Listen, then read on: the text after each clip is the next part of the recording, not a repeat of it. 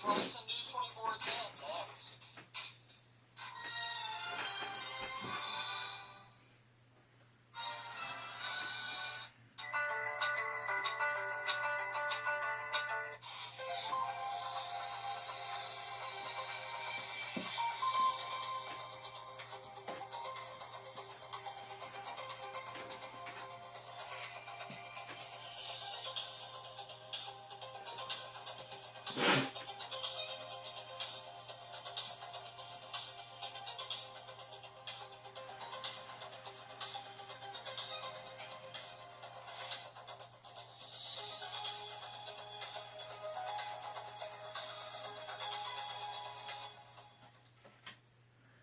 This morning, Marion city leaders moved forward with plans to build a new water tower. Plus, Southern Illinois lawmakers spoke on some hot-button issues with residents of Jefferson County last night.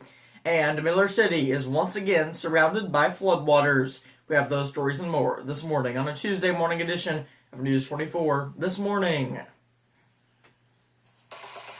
Live, Little Egypt, breaking news source. News 24 starts right now. And good morning. Thanks for joining us. We have a lot of news to get to. I'm Aaron Price filling in for Emma this morning. But first, we begin with the weather, where more sun is on the way. Here's Terry with the latest.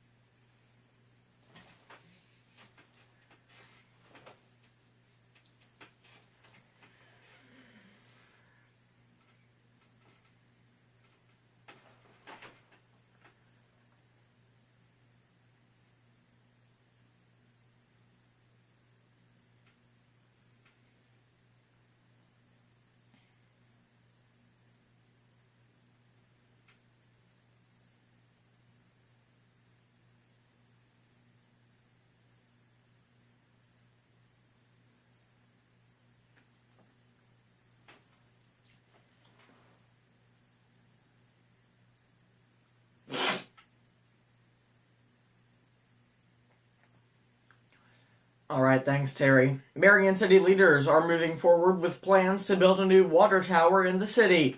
The city council voted 3-2 yesterday evening to pass that ordinance.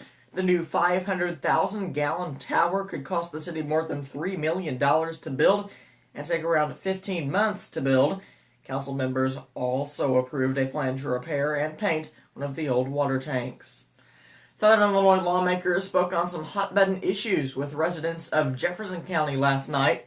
Senator Paul Schimpf, Representatives Dave Severin, and Terry Bryant all talked about gun control, abortion, and proposed tax increases. This town hall comes 1 month after nearly 500 people gathered in Marion to discuss similar topics at a forum with lawmakers. About 80 people filed into the theater inside Mount Vernon High School to listen to legislators. As residents walked in the door, they were handed a survey with 10 questions touching on those important topics.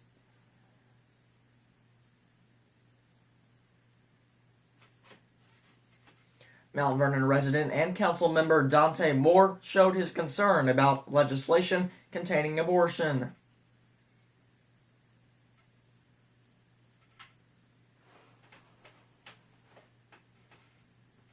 Moore brought up a House Bill 2495, which would allow pregnant minors to have an abortion without parental consent.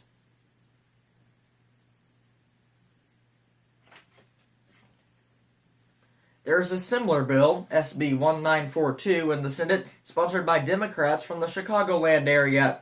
During the discussion about gun control, Schimpf told his constituents how he is fighting for Southern Illinois.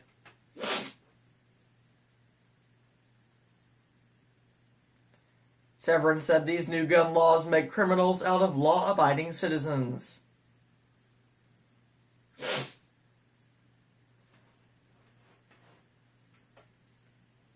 The town hall ended with the topic of Governor Pritzker's idea of proposed tax increases on cigarettes, plastic bags, and a gradual income tax.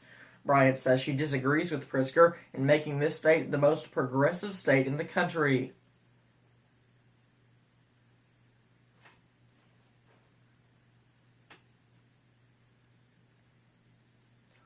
Lawmakers will be holding another town hall on Monday, April 1st at Hamilton County High School in McLeansboro at 6 p.m.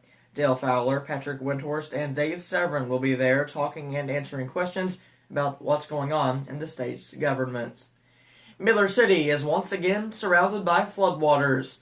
Since the Lynn Small levee breached in 2016, hundreds of acres in the town flood several times a year. Monday, the gauge at Thebes showed water levels at moderate flood stage at nearly 38 feet. The Mississippi River is supposed to crest on Sunday at 40.5 feet. Alexander County Highway Department engineer Jeff Denny explained, because of the massive gap in the levee, water pours in, washing roads and flooding farmland.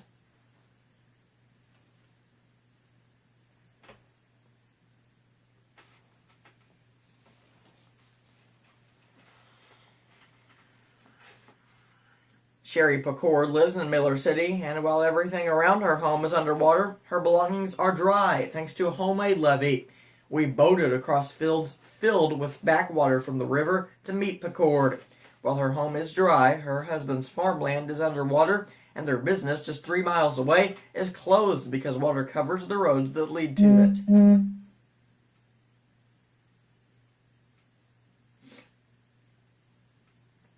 When asked why she stays, despite having to boat to get to her work or get groceries, she says it's just too difficult to leave her home.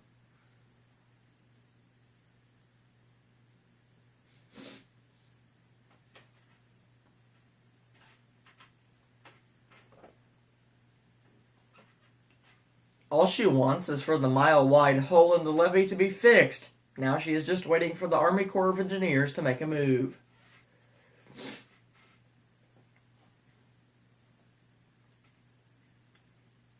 Since 2015, more than 20% of adult daycare centers in Illinois have closed. Advocates say part of the reason is that there has not been enough state rate increase in more than 10 years and rising costs. Although Active Day in Marion is a multi-state provider and has been able to stay open, the company's area director, Indiana and Illinois, Michaelan Schultz, says smaller facilities could not handle the hardships.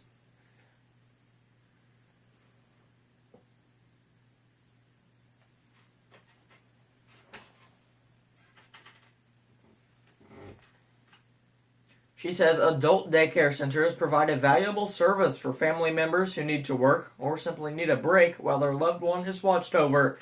She says facilities like Active Day assist clients that range in age from teens to seniors and have an array of needs.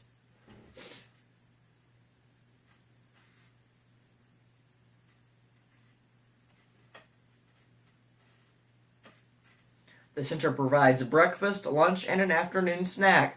Workers also plan daily activities like games, cooking classes, and arts and crafts.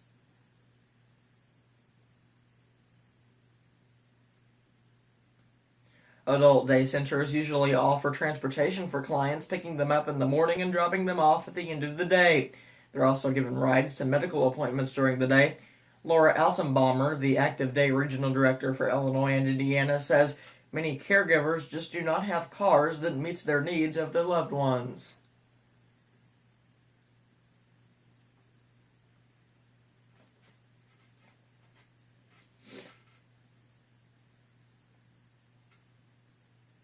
Advocates worry that facilities may not be able to maintain their services or that providers across the state will close without an increase in funding.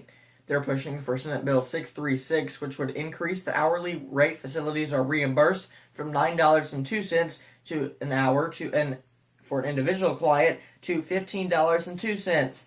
It would also increase reimbursement for transportation from $8.30 per ride to $10.30. State Representative Dave Severin says this type of boost in funding is needed while trying to balance the state budget.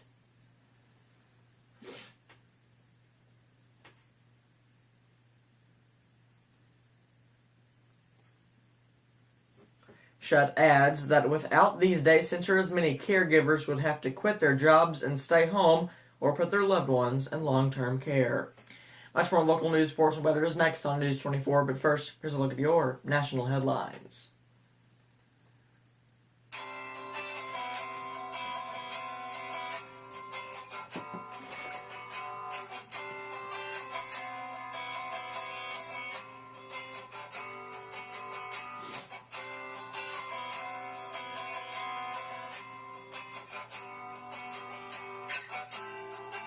Fox News update.